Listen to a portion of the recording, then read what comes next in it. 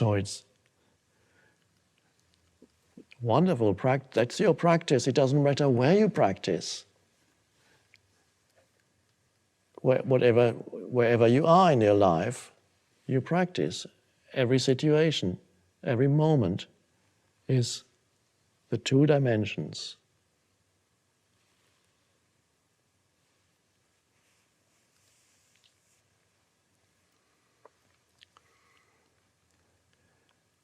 And that's the end of fear comes with that. Fear being a normal human condition for most people, sometimes buried under something else. Fear in its many manifestations, nervousness, tension, anxiety, anger really comes out of fear. Stress really is a form of fear. All many forms of fear, quite normal. Why? That's all you know. That's fear. You don't know that.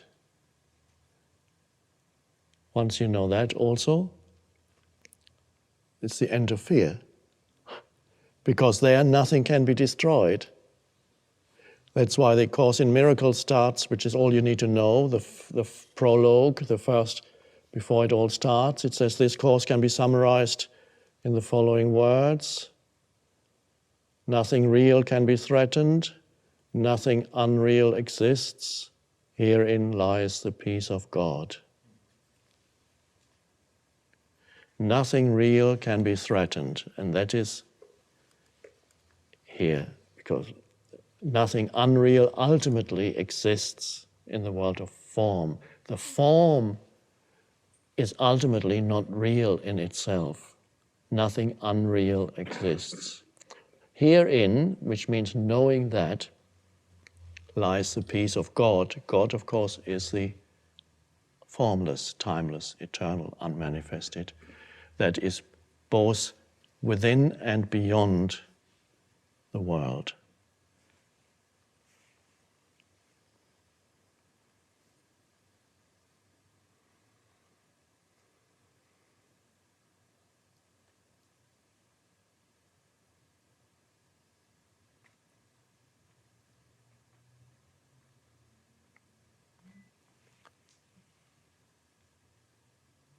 Some of you, as I mentioned earlier, are able to step out of their mind, and you can practice that through a conscious choice. Be present. Nothing to think about right now, just be present. Wow. You don't carry your history with you when you're present.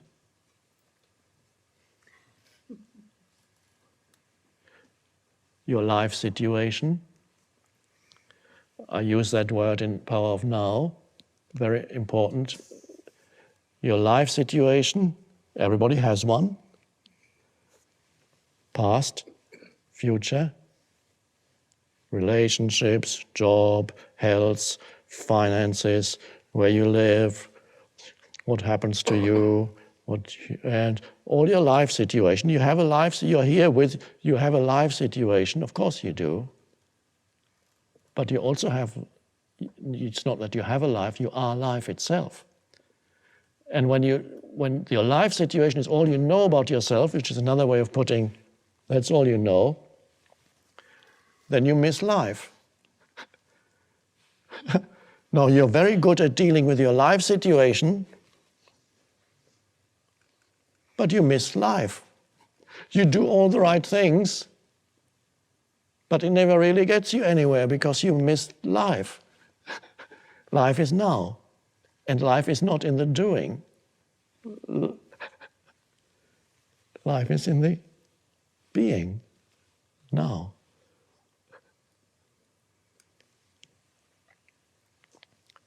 Step out of thinking into alert stillness, if you can.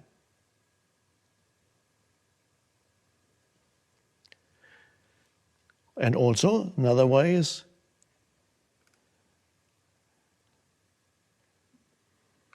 not to completely believe in every thought that comes into your head. Realize it's a thought. It's a position. It's a judgment. Not completely identified with it. It's a story that you are telling yourself. It's amazing how many stories people tell themselves in their head. Many are completely distorted. It's not the reality, it's the story, it's how you see the reality. The reality usually is much more simple and more benign than the story.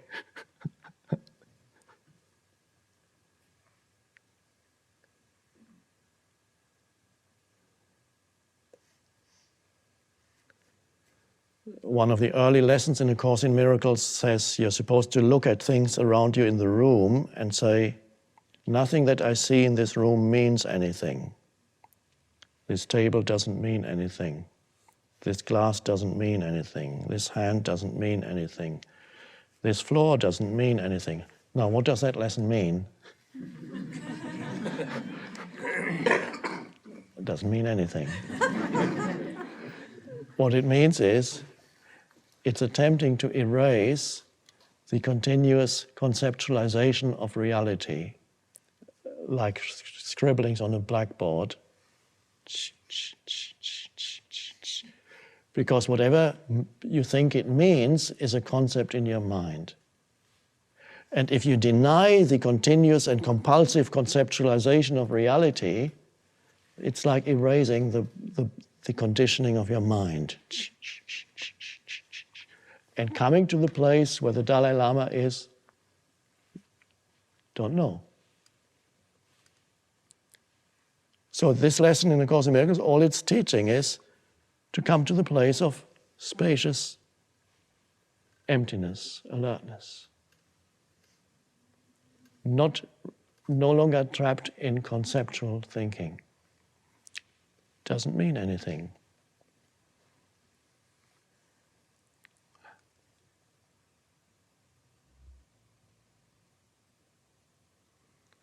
And of course, that's another, you're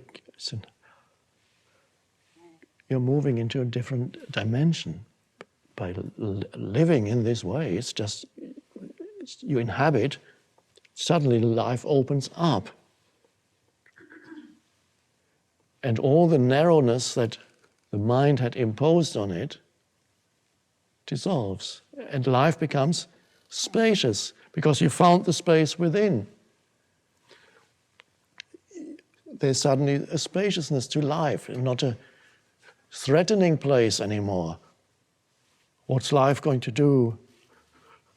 Where's this next threat coming from?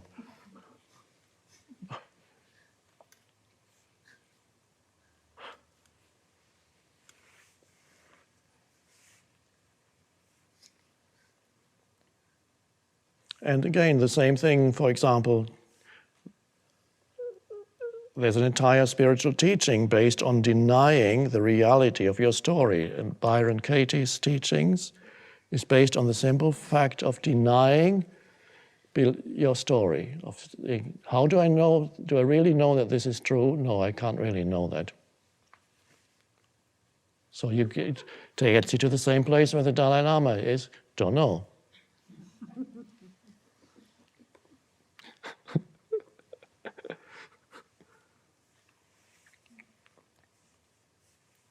So it's a wonderful thing if you can enter that not knowing, and then, but it's only not knowing from the viewpoint of the conceptual mind.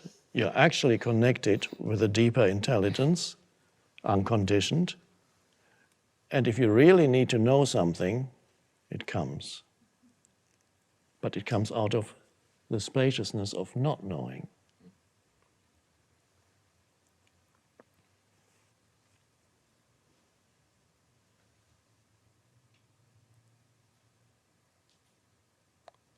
Well, it's a little bit like jumping off a cliff and then seeing if you can fly To the ego, it's a little bit like that. The ego says, don't go there, because the ego has worked it all out. It explains the whole, it has its philosophy of life. It might be very defective, limiting philosophy, but it has some kind of philosophy of life. Every person has their story through which they interpret reality. And usually it's not a pleasant work of fiction. But at least you think you know. It gives you some illusory foothold. And of course the ego thinks, if I let go of that, I won't know anything anymore. Which in a way is true, but not completely true. In a deeper sense, is you only let go of a distortion of reality created by the conditioned mind, which is part of the collective human mind in its present state of evolution. And so the collective mind, of which your mind is part, has created this human-made world, which is full of problems, and they seem to be, they pop out one after another. When you think one thing is better now, suddenly, oh God, now it's the economy, and then it's that, and then it's that. Another war,